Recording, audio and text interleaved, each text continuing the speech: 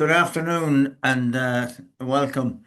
And thank you for many of you who've been here before would be familiar with our morning webinars, but today we are joined by a number of American clients and they were anxious to get an update on the reporting.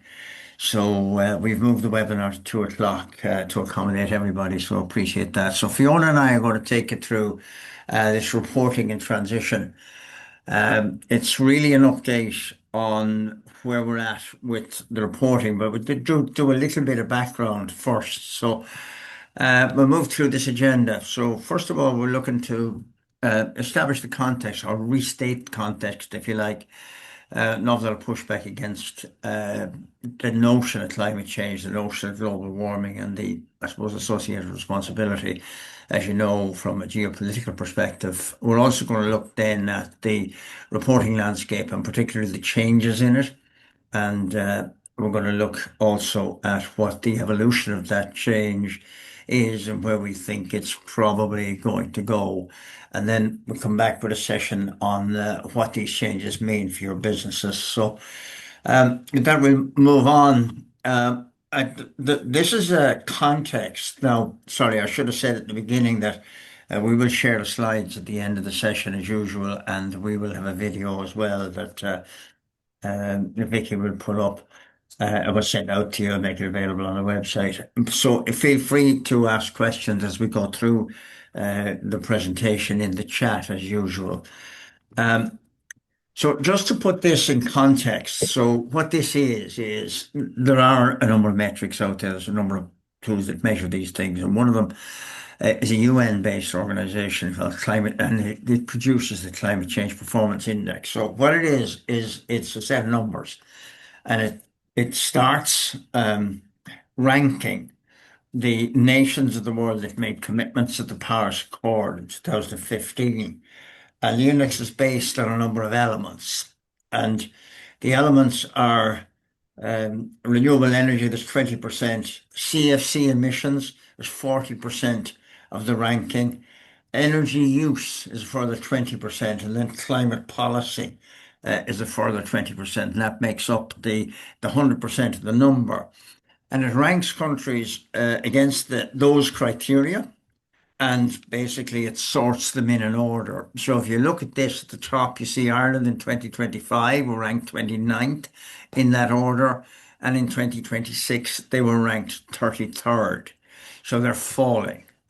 The UK, very consistent, is currently ranked, sorry, in 25 was ranked 6th, and in 26 has gone up one and is now ranked 5th. The highest country ranked is Denmark. Denmark is number 4. They don't rank 1, 2, and 3 because basically the notion is that nobody's good enough to be up there.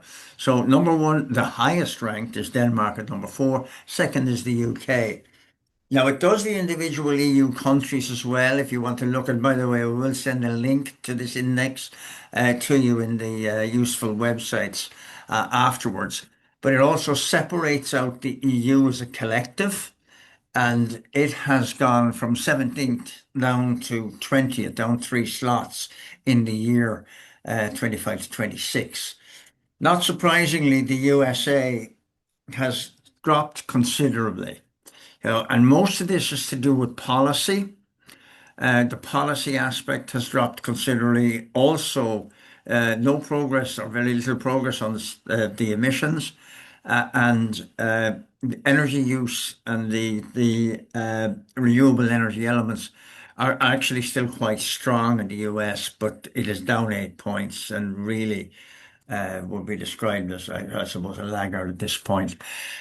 Finally, the last one I put in there, just its context, is China. Its rank in 2025 was 55. It has actually gone up. China, surprisingly, the effort that's going on in China is quite significant at a number of levels, but it's such an enormous economy. It's incredibly hard to move these things significantly. But generally, in this sense, there is an indication of progress. Just to put again a little bit of context, and I'm just put out the question there, are we still asking, is climate change real? And to some extent, uh, particularly with the tone from the top in the US, um, it's very much questioned, and it's been sort of there's old arguments being revisited again, and the withdrawal from um, key committees and key interest groups, and the fact that they didn't turn up at COP30 is obviously a significant concern given the size and scale of their economy. But just to look at this. The UK Met Office confirmed that 2025 was the highest average temperature for the UK recorded, and that exceeded considerably. And these numbers, while they might look small, 0.06 of a degree, it is continuous, so it continues to rise. And the Irish Met Office confirmed similar numbers for Ireland, and it also was a record. And they're looking across a 4-year period in particular, and they're seeing that there is a significant and continuous rising effect in Ireland. A couple of other things. January last year, you may remember, the destructive wildfires holds a series of circumstances, if you like. But the biggest issue that is the cost. The cost of that destruction is phenomenal, and the speed of it. And I suppose to some extent, industry sectors are concerned about it. The insurance sector is particularly concerned about that because of the replacement cost. Obviously, very high claims. And the other thing is that there is no competition for the rebuild. So what's happening is they're seeing incredibly localized inflation in the rebuild in that part of California, because basically the homeowners are competing for the attention of the construction people and their suppliers. It's an extraordinary phenomenon that's going on there. Third one is Spain. This is very unusual. For this heat wave in Spain, both Spain and Portugal, in August, where the temperatures reached and exceeded 45 degrees centigrade. This is the outback of Australia kind of temperatures in the summer. And at this point, they consider that it is medically assumed that 43 degrees centigrade is the temperature that if a body is in for a sustained period is fatal. So those numbers are significant. And one of the things about the combined national disasters and all that we're looking at here is the economic cost. And the UN currently estimates that the economic cost of 2025 disasters were in the order of $14 billion. And surprisingly, for, I suppose, the nation that has the attitude in this space, the United States of America carried the brunt of that cost. So think about that, 14 billion in a single year. Anyway, I'm going to hand it over to Fiona, and she's going to talk a little bit about the landscape and into the reporting. So Fiona, if you'll take it from there, I will disappear for a Thanks, while Paul. and leave it to you. I'll be back in case anybody is disappointed that I'm going. Okay, great. Well, yeah, so let's take a look at the ESG landscape as it exists today. So globally, there are rapidly revolving regulatory frameworks across Europe, in the US, South America, in the Asia Pacific and Middle East. It seems that everybody is getting onto the idea of ESG reporting for lots of different reasons. In relation to whether those regimes require voluntary or mandatory shifts, sorry if you just go back one slide, Paul. Thanks. There is, in Europe and the US, it's moving from mandatory to voluntary. Now, when I say that, I take the example of the CSRD in Europe, and with the latest omnibus simplification, the 80% of the firms that were required to report in the first version have now fallen out of the mandatory requirement. And that puts them then in a voluntary status. In other jurisdictions, then the opposite's happening. So they're moving from voluntary to mandatory. There are shifts in strategic thinking as well around ESG reporting. Customer sentiment, investors' desire for transparency, and increased focus on accountability of organizations to have ESG frameworks in place are growing all the time. And the drivers, as I said, include stakeholder sentiment, political changes. So, the US has moved from a leader in this to bowing out of the Paris Accord. And as Paul pointed out, they're now dropping on the world ranking in relation to emissions. So, of course, lobbying also has a part to play politically, and commercial lobbyists lobbying governments to change the reporting frameworks, because of course there is a cost involved. But if you read the literature around it, most of what I've read are saying that while it might be an operational cost to do reporting, that the return on investment will outstrip it, in a short number of years. So we'll move now to the next slide, and we'll just speak about the ESG reporting requirements regionally. And you can see there in Europe there are a few. So there's the Corporate Sustainability Reporting Directive, the CSRD, as I just mentioned, and the Corporate Sustainability Due Diligence Directive.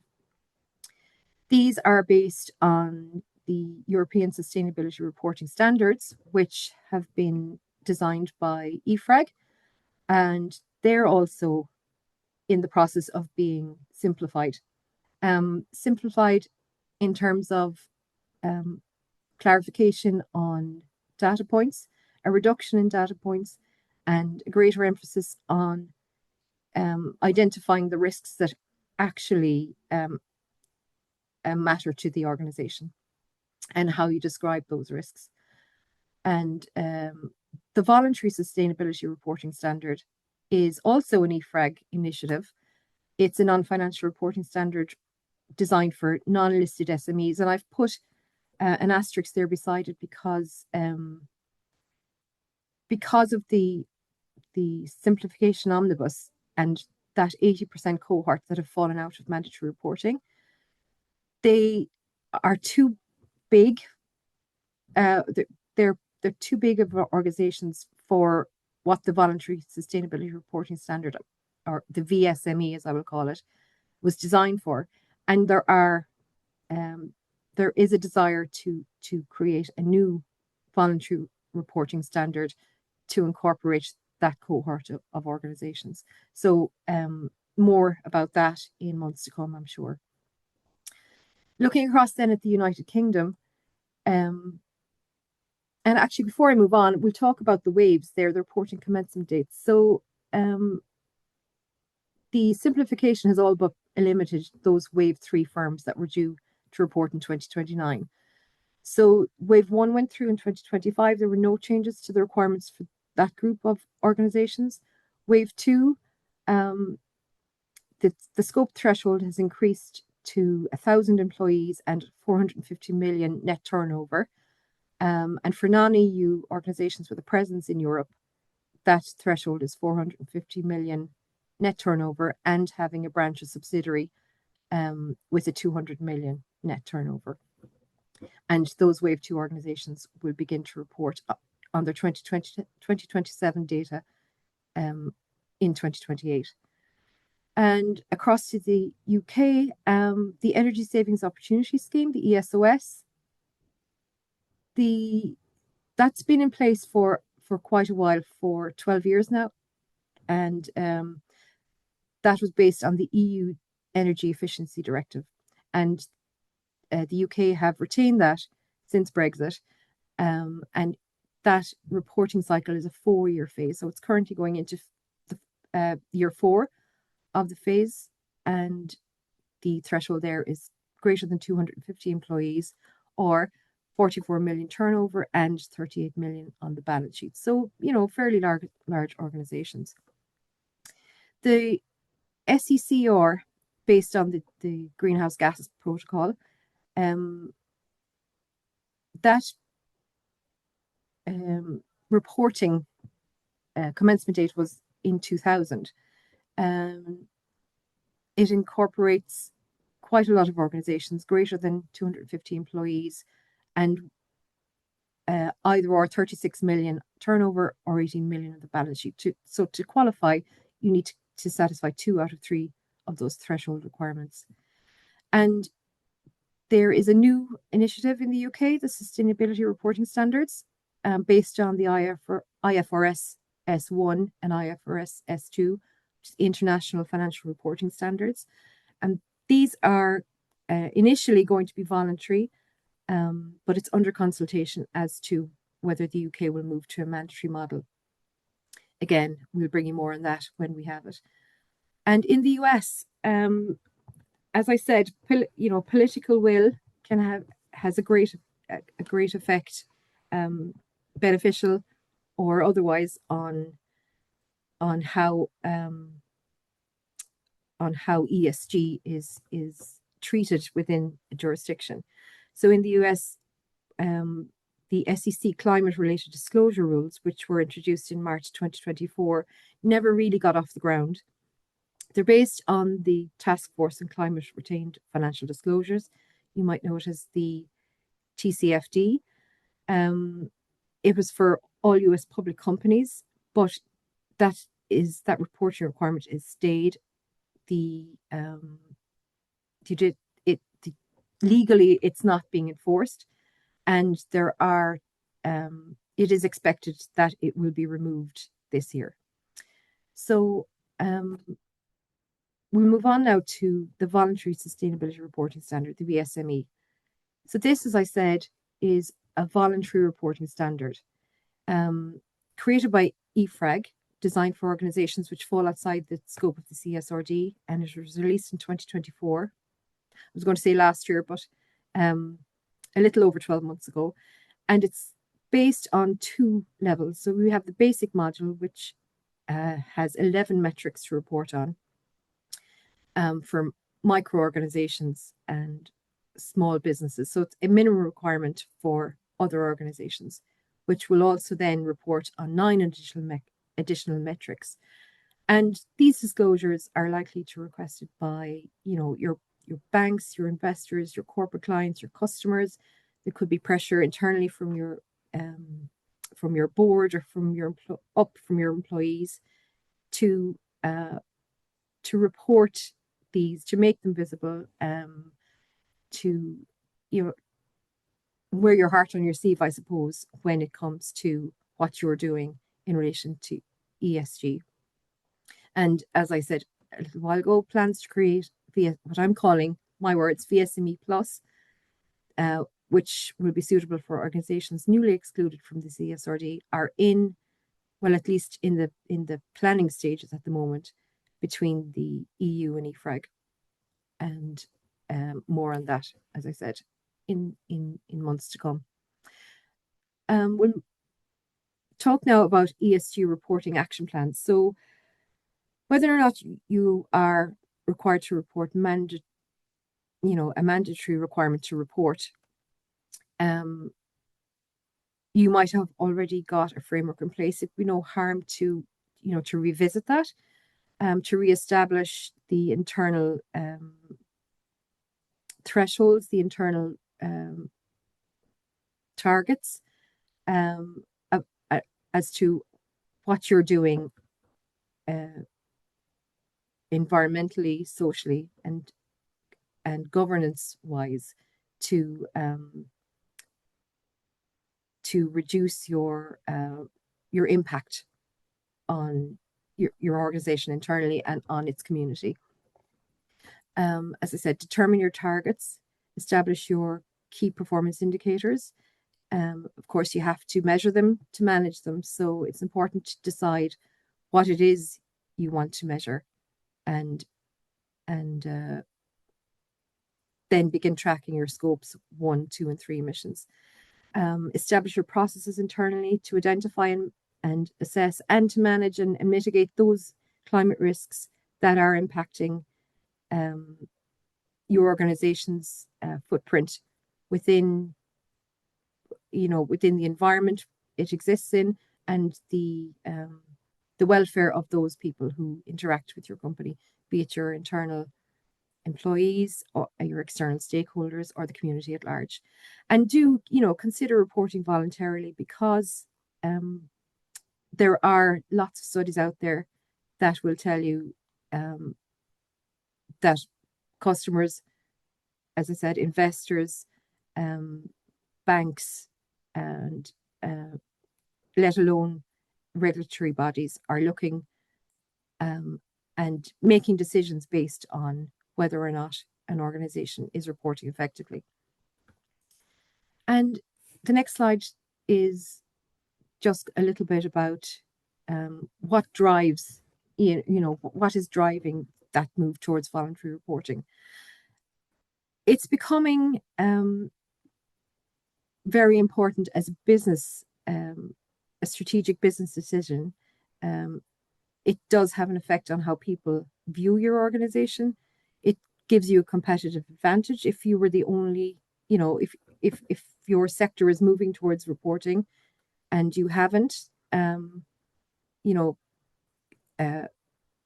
consumers are going to make a decision based, which will include whether or not they like what you're doing. So, showing them what you're doing is going to give you an advantage there. We talk about ethics and culture. So maybe your organization is developing an ethical mindset around the environment, around social responsibility. And it's a good thing to let people know what you're doing in those spaces. And of course, the transparency and accountability requirement, particularly if you are trying to attract new investment or retain the investment that's already there. And stakeholders, there's a report that actually only came out on January this year. So on the 1st of January, in the Journal of Financial Reporting and Accounting. And it says that lenders should also consider a company's ESG disclosures when establishing credit worthiness, as incorporating them into risk models reduces default risk, improves loan portfolio quality, and enhances sustainability performance. So, more and more you're going to come up against people looking for your ESG reports. Attracting talent, recruitment and retention. People are looking at organizations, ethically, do they want to work with this company? And you having transparent reports will help them to make that decision. So I guess all that to say is that, voluntary reporting is something that you could be considered. And Paul is going to take you now through what these changes in reporting requirements around the globe mean for your business. Great. Thanks, Fiona. Okay. So I suppose at the end of it, while we're all relieved that we don't have to do the double materiality assessments, the CSRD, or and some of the other stuff, that's great. But who's interested in the ESG performance and emissions reduction performance of your organization? And there are a plethora of people who are interested, and that number is growing.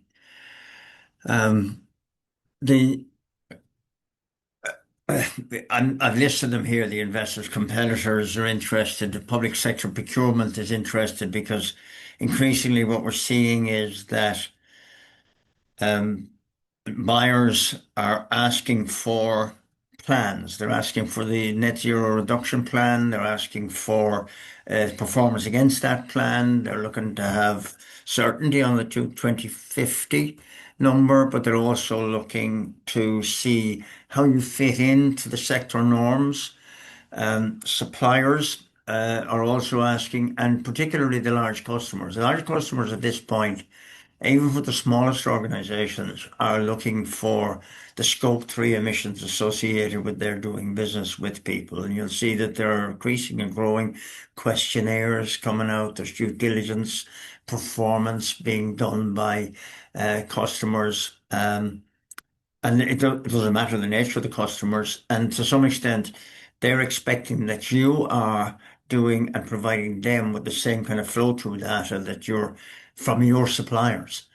Uh, so there's I suppose, an ecosystem, if you like, of anxiety about um, carbon emissions reporting and the voluntary SME reporting standard is a good standard depending on your size. As Fiona said, there's going to be an interim standard, which would be probably a harder or a tier two voluntary standard for the larger organizations that have fallen out the CSRD system. And you're going to see this from many sources and on a continuing basis. It needs to be part of your management processes. The other thing that we've seen bits of is staff. Um, Fiona mentioned retention earlier on, but we've seen with employees are beginning to be concerned about what your position is on that. Some of the recruitment people that we talk to are saying that, yeah, potential clients or potential candidates are asking those kind of questions. For some organizations, the member-based organizations, members are also asking the same question. What is our policy on this? What is the organization? How does the organization view these things? So plenty more questions coming. This is just a shot of a screenshot. Some of you will be familiar with our green feet. And it's just an idea of the kind of reporting that is out there. It's kind of stuff that's available. Um, and in the voluntary space, you are um, you, you collect the information first, and then you volunteer to share it. Now, some organisations will publicly share it out on websites. Some will share it with anybody who's asking for it. And once the scope one, two, and three data is available, there's no reason not to share it. Some organisations will put it up on their website. Um, and the having the information key is to have good data. So get it right.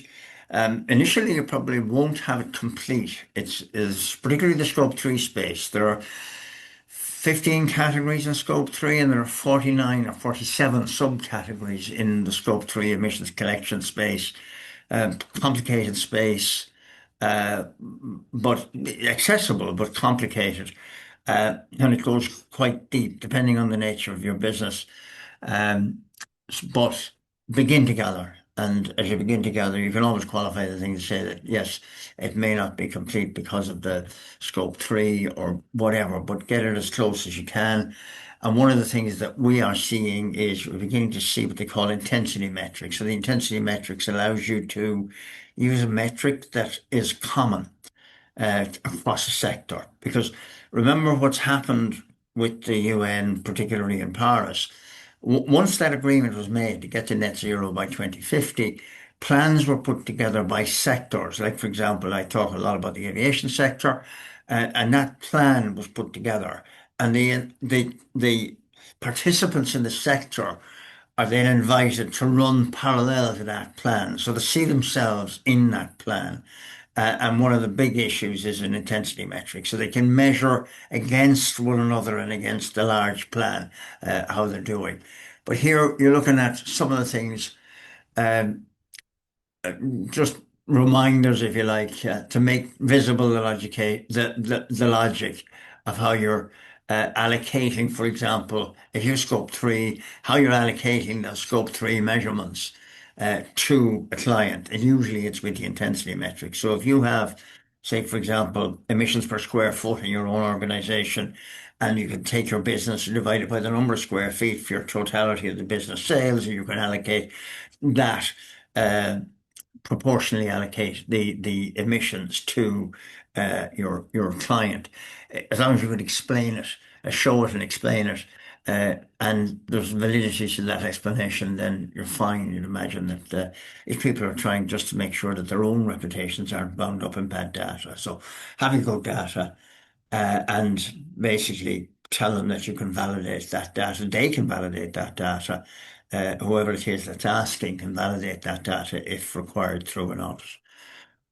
Um, Reporting the reductions. One of the things here that this is um, assumes that you want to reduce your emissions, and that is per unit produced, whatever your intensity metric is. Uh, and in many cases, in fact, in most cases, while there might be some capital investment associated with some of the projects that you would do to reduce the emissions, the long-term benefit is there, and the long-term benefit is generally, and we're finding with the people we talk to, some surprisingly are seeing cost reduction as a result of the effort to reduce their carbon footprint. One of the things that I mentioned here is government grant support. So there are a lot of government, literally all over Europe, all over, well, to some extent all over the world, although the Americans pulled back on some of the ones that they were involved with. But there's a lot of government grant support out there, and this is well worth looking at. It may produce a not insignificant portion of the capital cost of a project, but certainly be aware of what they'll do. And obviously, we concentrate on the emissions and we concentrate on generally the power consumption, the generations, and the rest of it. But remember, there are other cycles to this.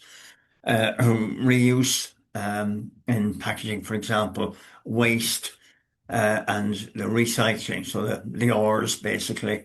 And one of the things that there's a reinforcement to it, and people can get jaded by it, or it becomes invisible. We see in some cases there's a high level of activity around an initiative at the beginning, and then suddenly it peters out. But regular awareness programs are very useful just to keep the thing in focus. Um, what does it really mean? The the voluntary or mandatory, it doesn't matter whether it's voluntary or mandatory, the data needs to be reliable. And you need a framework and a baseline plan. And you need basically a way to report formally against your objectives. Um, the report it can be a source of pride for staff. Oftentimes people will point at it and say, look, we're doing this, we're doing this. And strangely, organizations that have put these public programs internally find that staff are very bought in if they can see the benefit and if they can see that they're making real progress. So boards that demonstrate the progress or sharing the reporting is motivating internally. And again, there is satisfaction in being and seeing that you're achieving some stuff. And in some cases, we've come across people who are reporting the benefits of what they're doing personally as part of the overall commitment. Say, for example, somebody who is commuting to work and they make a move to an EV, that contribution is often reported to people. And if you're doing surveys on the commute costs, for example, that number then reduces as a result of the employee moving to a better transport method from carbon perspective, be it public transport or EV. Um, the report, at the end of the day, the report is your history of the organization's effort. It's like anything. It's like your annual financials. It's a report of the history of the organization's effort. If you don't have a report, then you have no history of the organization's effort, or it's reliant on corporate memory, and it becomes a verbal history, which is effectively useless. So, report. You're probably going to report anyway, or if you're not, get an objective around your carbon reporting and begin the reporting process. That's kind of it. A Q&A session. There are a couple of questions there, um, and I'm not sure if we can deal with them now or if we deal with them later. But one of the things I would like to say is that um, if we do these feedback surveys at the end of these sessions often, and if you would just wait on and do the feedback, we'd appreciate it because the it informs the next session that we do. And one of the things I would also let you know, you'll probably see it come out in email anyway from our marketing people, is that on the 22nd of the month, we are doing a webinar on Green Feet, which is basically a demo. So we'll show you what the reporting tool looks like, detailed scope 1, 2, and 3 reporting tool looks like. And we have, I think, in that some testimonial from some of our clients that have published their reports as part of their annual reporting cycle in the last 12 months. Oh, with that, from Fiona and I, thank you very much and look forward to meeting you again soon.